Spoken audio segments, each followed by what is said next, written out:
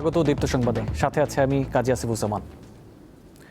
আজও দেশের বিভিন্ন স্থানে মাঝারি থেকে ভারী বৃষ্টি হবে বলে জানিয়েছে আবহাওয়া অফিস।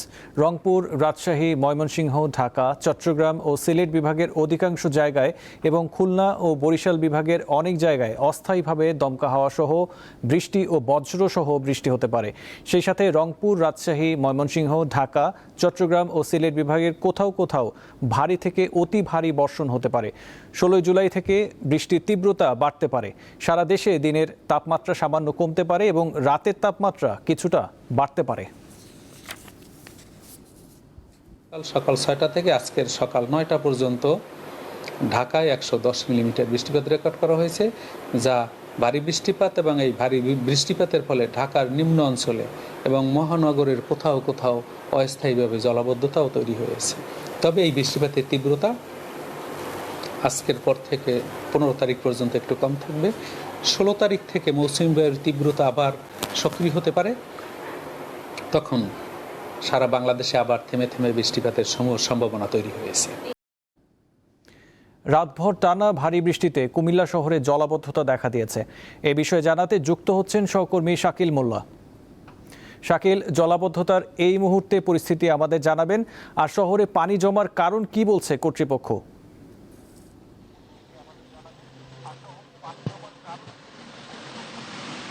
জি, আপনি যেমনটি বলছিলেন, গত রাত থেকে ভারী বর্ষণের ফলে কুমিল্লা সিটি কর্পোরেশন এলাকায় কিন্তু উঁচু এবং নিচু এলাকাগুলোতে ব্যাপক জলাবদ্ধতার সৃষ্টি হয়েছে। আমরা দেখেছি আজকে সকাল থেকে এই বর্ষণের ফলে ব্যবসা প্রতিষ্ঠান, শিক্ষা প্রতিষ্ঠান এবং মানুষের বাসা বাড়িতে কিন্তু পানি প্রবেশ করেছে।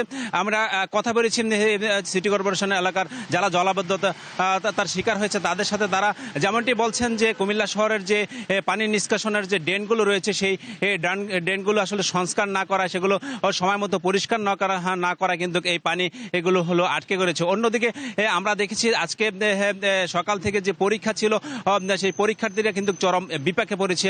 আমরা অনেক প্রতিষ্ঠানে তারা হাঁটুর উপরে পানি মারিয়ে কিন্তু তারা শিক্ষা প্রতিষ্ঠানে প্রবেশ করেছেন এবং অনেক কষ্ট উপেক্ষা করে কিন্তু তারা পরীক্ষা দিয়েছে। আমরা জানতে চেয়েছিলাম কুমিল্লা সিটি কর্পোরেশনের যে প্রশাসক রয়েছে ইসিফ মোল্লা টিপুর কাছে। তিনি যেমনটি জানিয়েছেন যে আসলে রাত থেকে রেকর্ড পরিমাণ বৃষ্টি হওয়ার ফলে কুমিল্লায় পানি আটকে গিয়েছেন।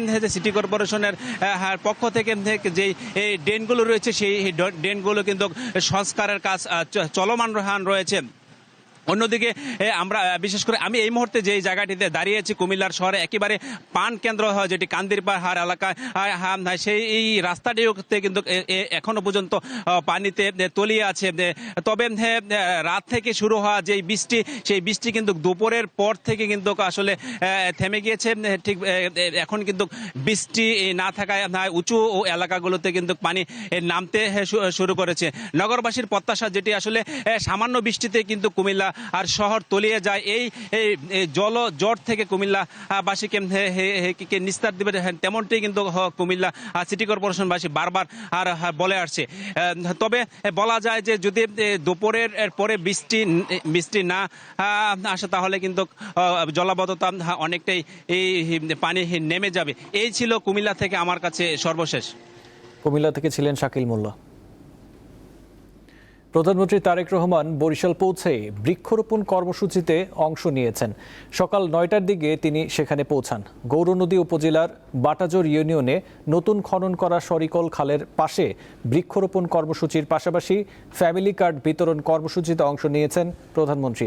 এ সময় তারেক রহমান বলেন, আগামী 5 বছর সারা দেশে 25 কোটি গাছ লাগানো হবে। তারেক রহমানকে দেখার জন্য অসংখ্য মানুষ সেখানে ভিড় করেন।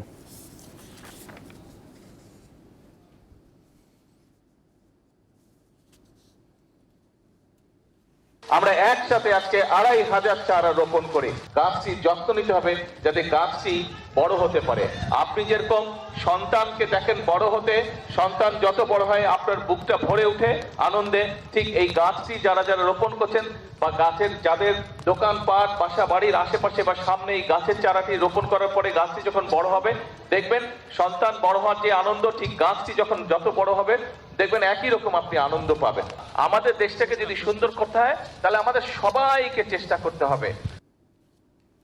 প্রধানমন্ত্রীর খবর সংগ্রহ করছেন সহকর্মী মুর্তজা জুয়েল। তিনি যোগ দিচ্ছেন আরও তথ্য নিয়ে। জুয়েল, প্রধানমন্ত্রী এই মুহূর্তে কোথায় রয়েছেন, তার পরবর্তী কর্মসূচি কি আমাদের জানাবেন?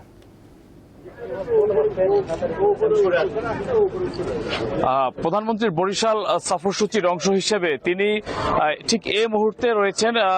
এটি নগরীর 30 গোডাউন বধ্যভূমি এলাকা, এর ঠিক পার্শ্ববর্তী এলাকায় তিনি আছেন এবং এই এলাকার অভিমুখে তিনি রওনা করেছেন। কিছুক্ষণের মধ্যে তিনি এখানে পৌঁছবেন এবং বরিশাল নগরীর ঐতিহ্যবাহী যে সাগরদী খাল, এই খালের পাড়ে তিনি এখানকার জিআই পণ্যের স্বীকৃতিপ্রাপ্ত নারিকেল এবং আমড়ার চারা তিনি রোপণ করবেন। ইতিমধ্যে বরিশাল সিটি কর্পোরেশনের প্রশাসক সহ অন্যান্য নেতাকর্মী যারা রয়েছেন তারা এই এলাকাটিতে অবস্থান করছেন এবং যে স্থানটিতে তিনি চারা রোপণ করবেন সেখানে স্থানগুলো নির্ধারণ করা হয়েছে। এখানকার যারা শীর্ষস্থানীয় নেতৃবৃন্দ রয়েছেন, বিএনপির একাধিক সংসদ সদস্য এবং দায়িত্বপ্রাপ্ত মন্ত্রীবর্গ সদস্যগণ তারা এখানে রয়েছেন। তারা অপেক্ষা করছেন যে কোনো মুহূর্তে প্রধানমন্ত্রী এই এলাকাটিতে পৌঁছবেন। আমরা কিছুক্ষণ পূর্বে জানতে পেরেছি যে তিনি ঠিক পার্শ্ববর্তী যে আমতলা এলাকা সেখানে রয়েছেন এবং তার গাড়ির বহর এই এলাকা অভিমুখে আছে। এখানে তিনি বরিশালে মোট 2000 গাছের চারা রোপণের যে কর্মসূচি সেটির মূলত উদ্বোধন এখানে করবেন। এরপরে তিনি বরিশাল শিল্পকলা একাডেমি মিলনায়তনে যাবেন। সেখানে তিনি দায়িত্বপ্রাপ্ত বিভিন্ন অঙ্গ সহযোগী সংগঠন সহ বিভিন্ন ইউনিটের নেতৃবৃন্দর সঙ্গে তিনি মতবিনিময় করবেন। একটি বিষয় হলো যে বৈরী আবহাওয়ার কারণে কোনো উন্মুক্ত স্থানে কিংবা কোনো ফাঁকা জায়গায় কোনো ধরনের বৃহৎ জনসভার আয়োজন করা হয়নি। শিল্পকলা একাডেমির ইনডোর যে অডিটোরিয়াম রয়েছে সেখানে মূলত তিনি মধ্যাহ্নভোজন শেষে নেতৃবৃন্দের সঙ্গে মিলিত হবেন। একটি বিষয় হলো যে তিনি সকালে বরিশালে 9টার দিকে গৌরনদীর শরিকল এলাকায় পৌঁছে সেখানে পৃথক দুটি কর্মসূচিতে অংশ নিয়ে বরিশালবাসীর উদ্দেশ্যে যে ঘোষণাটি দিয়েছেন সেটি হলো যে আগামী 5 বছরের মধ্যে 41 লক্ষ ফ্যামিলি কার্ড বিতরণ করা হবে। এতে করে প্রতিটি উপজেলায় 7000 পরিবার এই ফ্যামিলি কার্ডের আওতায় কার্ড ব্যবহারের সুযোগ পাবেন। এছাড়া তিনি আরেকটি গুরুত্বপূর্ণ ঘোষণা দিয়েছেন, সেটি হলো যে নারীদের শিক্ষা ব্যবস্থায় তিনি অনার্স পর্যন্ত বিনামূল্যে শিক্ষা ব্যবস্থা প্রণয়ন করা হবে, সে ঘোষণাটি তিনি এখানে দিয়েছেন। প্রধানমন্ত্রী হওয়ার পর তারেক রহমানের এই বরিশাল সফরকে কেন্দ্র করে দারুণভাবে উজ্জীবিত এখানকার নেতাকর্মীরা এবং বরিশালের বাসিন্দারা। বিশেষ করে ঢাকা ভাঙা থেকে কুয়াকাটা পর্যন্ত 6 লেন মহাসড়ক সহ বিভিন্ন দাবি দেওয়া তারা প্রধানমন্ত্রীর নিকট উত্থাপন করবেন। এ ছিল আসলে বরিশাল থেকে প্রধানমন্ত্রীর সফরের আজকের এখনকার তথ্য। আসিফ।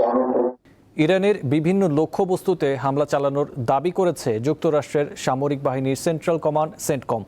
লক্ষ্যে নিখুঁতভাবে আঘাত হানতে সক্ষম অস্ত্র ব্যবহারের কথা জানিয়েছে তারা। সোমবার সেন্টকম জানিয়েছে তারা ইরানের এয়ার ডিফেন্স সিস্টেম, উপকূলীয় রাডার স্থাপনা, ক্ষেপণাস্ত্র ও ড্রোন সক্ষমতা আর ছোট ছোট অস্ত্রসজ্জিত নৌকাসহ কয়েক ডজন লক্ষ্যে আঘাত হেনেছে। এসব হামলা চালাতে যুদ্ধবিমান, নৌবাহিনীর যুদ্ধজাহাজ, আত্মঘাতী আকাশ ও সামুদ্রিক ড্রোন ব্যবহার করা হয়েছে। থাইল্যান্ডের রাজধানী ব্যাংককের একটি পানশালায় অগ্নিকাণ্ডে অন্তত 27 জন নিহত হয়েছে। রোববার গভীর রাতে জনপ্রিয় চাতুচাক এলাকায় এই দুর্ঘটনা ঘটে। প্রত্যক্ষদর্শীরা জানায় মঞ্চের কাছে আগুনের সূত্রপাত হয়, এরপর তা দ্রুত ছড়িয়ে পড়ে। মধ্যরাতের পর আগুন নেভাতে সক্ষম হয় ফায়ার সার্ভিস। ঘটনাস্থল পরিদর্শন করেছেন প্রধানমন্ত্রী অনুতিন চানভিরাকুল।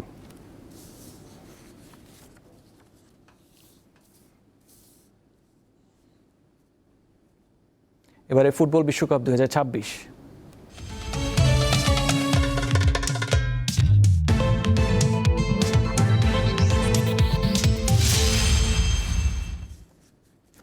ফুটবল বিশ্বকাপের প্রথম সেমিফাইনালে মুখোমুখি হবে ইউরোপের জায়ান্ট ফ্রান্স ও স্পেন। ম্যাচটি মাঠে গড়াবে 14 জুলাই বাংলাদেশ সময় রাত 1টায়। একদিকে কিলিয়ান এমবাপ্পের নেতৃত্বে ফ্রান্সের শক্তিশালী আক্রমণ ভাগ, অন্যদিকে তরুণ প্রতিভায় ভরপুর স্পেনের দারুণ ছন্দময় ফুটবল। অন্য সেমিফাইনালে মুখোমুখি হবে আর্জেন্টিনা ও ইংল্যান্ড। ম্যাচ শুরু হবে 15 জুলাই রাত 1টায়। মেসির আর্জেন্টিনা নাকি বেলিংহ্যামের ইংল্যান্ড, কে যাবে বিশ্বকাপের ফাইনালে সে অপেক্ষায় ফুটবল বিশ্ব। এই ছিল এখনকার মতো। পরবর্তী সংবাদ 5টায় দেখার আমন্ত্রণ রইল। এছাড়াও তথ্য বিনোদনের খবর পেতে চোখ রাখুন দীপ্ত টিভি ডিজিটাল প্ল্যাটফর্মগুলোতে। ধন্যবাদ।